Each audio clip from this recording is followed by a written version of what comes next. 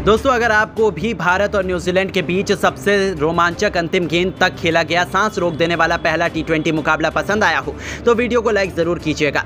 आज के इस वीडियो का लाइक टारगेट केवल 100 लाइक्स का है दोस्तों, तो इस वीडियो को दिल से लाइक करना बिल्कुल ना भूलें। दोस्तों, आज भारत और न्यूजीलैंड के बीच 3 मैचों की टी20 सीरीज का पहला और सबसे इंपॉर्टेंट मुकाबला खेला गया और इस मैच में तो रोमांच की सारी हदें ही पार हो गई, जहां अंतिम गेंद तक ये पता लगा पाना नामुमकिन था कि कौन सी टीम बाजी मारेगी। जहां न्यूजीलैंड के 246 रनों के जवाब में भारत के विध्वंसक बल्लेबाजों कप्तान सूर्या से लेकर यशस्वी जायसवाल और रिंकू सिंह का तूफान देखने को मिला। तो ऐसे में आज हम आपको इस वीडियो में बताएंगे भारत और न्यूजीलैंड के पहले टी20 का रोंगटे खड़े कर देने वाला पूरा हाईलाइट, जिसमें कौन बाजी मार पाया, अंतिम ओवर में कितने रनों की जरूरत थी, क्या रिंकू और सूर्या मिलकर टीम इंडिया को जीत दिला पाए। इन सब सवालों के जवाब इस वीडियो में आपको मिलेंगे, तो ऐसे में आप इस वीडियो को अंत तक जरूर देखिएगा। लेकिन उससे पहले अगर आप भी टीम इंडिया के बहुत बड़े फैन हैं तो वीडियो को लाइक एक जरूर कर दीजिएगा। दोस्तों, जैसा कि आप सभी तो जानते ही हैं कि इंडिया और श्रीलंका दौरे की समाप्ति के बाद 2 चिर प्रतिद्वंदी टीमें इंडिया और न्यूजीलैंड के बीच 3 मैचों की टी20 सीरीज का शुभारंभ हो चुका है, जिसका पहला मुकाबला आज मुंबई के ऐतिहासिक वानखेड़े क्रिकेट स्टेडियम पर शुरू हुआ।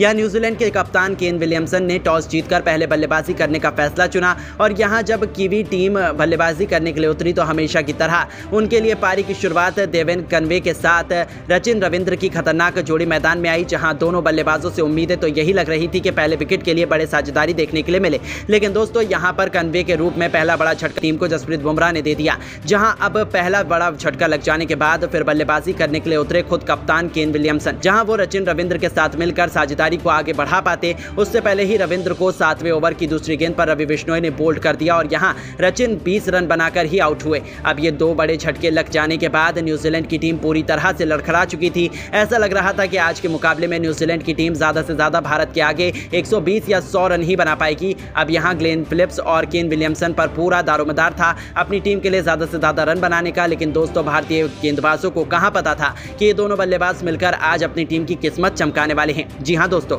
हुआ ये कि विलियमसन ने ताबड़तोड़ बल्लेबाजी अपने जैसी जारी रखी, उसी तरह का ढंग विस्फोटक ग्लेन फिलिप्स ने भी दिखाया, जहां दोनों बल्लेबाजों ने मात्र 37 गेंदों में ही 72 रन की साझेदारी कर डाली। इस दौरान विकेट चटकाना काफी अहम हो चुका था। तभी कप्तान सूर्या ने फैसला किया कि वो गेंदबाजी पर अपने सबसे भरोसेमंद खिलाड़ी जसप्रीत बुमराह को लेकर आएंगे और 14वें ओवर की तीसरी गेंद पर बुमराह ने फिलिप्स के रूप में तीसरा बड़ा झटका न्यूजीलैंड की टीम को दिया, जो कि 43 रन बनाकर आउट हुए। और उनके आउट हो जाने के बाद फिर बल्लेबाजी करने के लिए उतरे जिमी निशम, वो कप्तान विलियमसन के साथ मिलकर साझेदारी को आगे बढ़ाते हैं और अपनी टीम के स्कोर को 150 रन के पार ये दोनों बल्लेबाज लेकर पहुंचे। इस दौरान न्यूजीलैंड की टीम लगातार आगे बढ़ती चली जा रही थी और दूसरी तरफ विलियमसन का बल्ला रुकने का नाम नहीं ले रहा था। उन्होंने मात्र 34 गेंदों में ही भारत के खिलाफ 74 रन ठोक डाले। अब यहां से मैच पूरी तरह से फंस चुका था। तभी अर्शदीप ने आकर 17वें ओवर में सबसे खतरनाक खिलाड़ी विलियमसन का विकेट गिराया, जो कि 74 रन बनाकर इस मुकाबले में आउट हुए और उनका विकेट गिर जाने के बाद भारतीय टीम को चैन की सांस आई।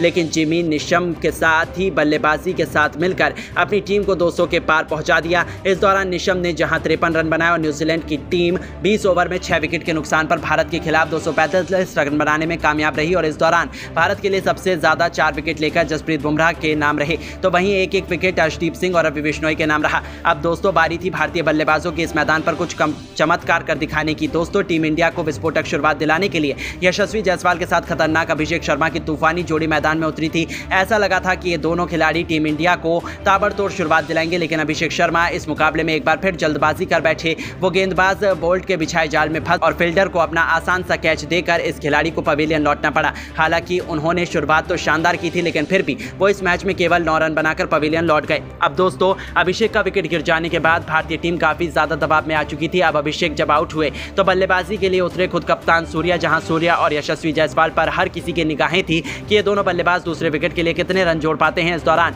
सब कुछ सही चल रहा था कि मिशेल सेंटनर के ओवर में सूर्या ने एक के बाद एक लगातार 3 गेंद पर 3 खतरनाक छक्के लगाकर टीम इंडिया को तूफानी रफ्तार से आगे बढ़ाना शुरू कर दिया। दूसरी तरफ यशस्वी जायसवाल का बल्ला दहाड़ लगा रहा था। 6 ओवर में टीम इंडिया ने 68 रन बनाए, तो देखते ही देखते 8 ओवर में भारतीय पारी 90 रनों के पार पहुंच चुकी। इन दोनों खिलाड़ियों के बीच 100 रनों से अधिक की मजबूत पार्टनरशिप हो चुकी थी। दोनों तरफ से दोनों खिलाड़ी केवल चौके और छक्कों से ही बात कर रहे थे। इस बीच कप्तान सूर्या ने अपना तूफानी अर्धशतक केवल 30 गेंदों में ठोक दिया, दिया जो टीम इंडिया की जीत के लिए बेहद महत्वपूर्ण माना जा रहा था। इन दोनों ने भारत को मैच में मजबूत स्थिति में लाकर खड़ा कर दिया था, लेकिन दोस्तों यशस्वी जायसवाल भी अपनी साझेदारी को ज्यादा देर में तक नहीं चला पाए और 49 रन बनाकर वो आउट हो गए। अब पूरी जिम्मेदारी भारत के दो सबसे खतरनाक टी20 बल्लेबाजों रिंकू सिंह और सूर्यकुमार यादव के मजबूत कंधों पर आ चुकी थी मैच जिताने की, क्योंकि इनके अलावा कोई और बल्लेबाज भारतीय टीम को जिताने का दम नहीं रखता था। अब दोस्तों यहाँ टी20 के शूरवीर रिंकू सिंह ने भी आते ही अपनी विस्फोटक अंदाज में एक तरफ से बांग्लादेशी गेंदबाजों की बेरहमी से कुटाई करना शुरू कर दी। दोनों मिलकर साझेदारी को आगे बढ़ाते हुए अंतिम ओवर तक ले जाते हैं,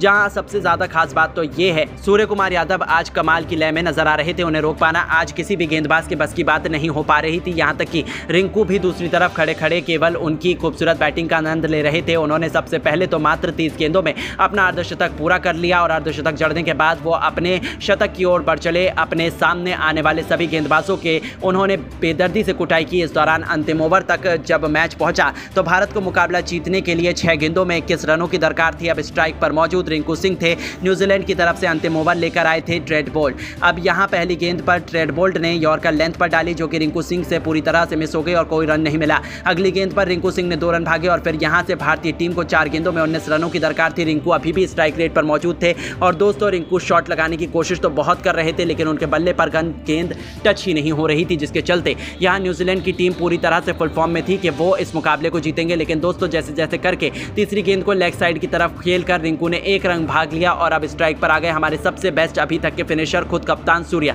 जहां सूर्या को 3 गेंदों पर 3 तूफानी छक्के लगाने थे और तभी भारत की टीम मुकाबला जीत पाती, क्योंकि 3 गेंदों पर 18 रन भारत को चाहिए थे। अब चौथी गेंद पर सूर्या ने सामने की तरफ छक्का लगा दिया। 5वीं गेंद पर डीप कवर्स के ऊपर से एक और आसमानी छक्का जड़कर सूर्या ने भारतीय टीम को जीत की दहलीज पर पहुंचा दिया। अब एक गेंद शेष मात्र बची हुई थी और मैच जीतने के लिए 6 रन चाहिए थे। सूर्या बखूबी जानते थे कि वोल्ट वाइड यॉर्कर लेंथ डालने की कोशिश करेंगे और इसलिए सूर्या ने पहले से ही अपना आंखों जमा कर रख दी थी और अपने बल्ले का परफेक्ट स्विंग दिखाते हुए उन्होंने डीप मिड विकेट के ऊपर से महेंद्र सिंह धोनी के अंदाज में मैच विनिंग 6 ठोक दिया, जिसके चलते भारतीय टीम के होनहार कप्तान सूर्या ने इस दौरान अपना शतक तो पूरा किया ही, साथ ही साथ 108 रनों की उन्होंने पारी खेली और अपने शतक के साथ उन्होंने भारतीय टीम को मैच भी जिताया।